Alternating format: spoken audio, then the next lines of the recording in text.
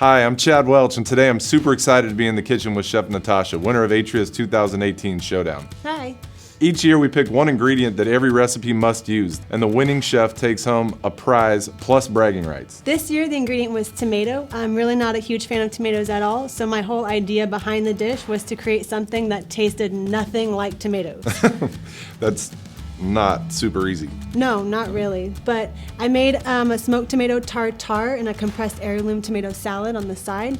So really it kind of just transforms the ingredient completely so you don't taste tomatoes at all. That sounds amazing.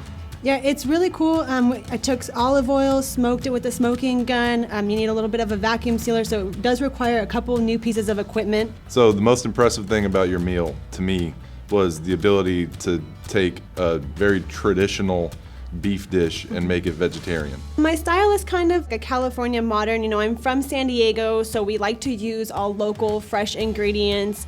And with this, it was just about transforming the dish and utilizing the tomato a bunch of different ways. I wanted to really showcase the tomato, but just not have it taste like tomato. Feeding people is such a good way to be taking care of people, and this time of year it's really kind of all about family. Absolutely. Do you have any kind of traditions or recipes that are special around this time of year? Traditionally, for Christmas dinner, we do a beef tenderloin, and I make game hens, roasted root vegetables. Do you ever do any of those recipes at your community for the residents? Sure, beef fillet, absolutely, 100%. Thanks for stopping by the Atria Test Kitchen. It was great to have you. Congratulations again, Thank you. Look forward to seeing you possibly in 2019. Absolutely. And for more videos, check out our Facebook page.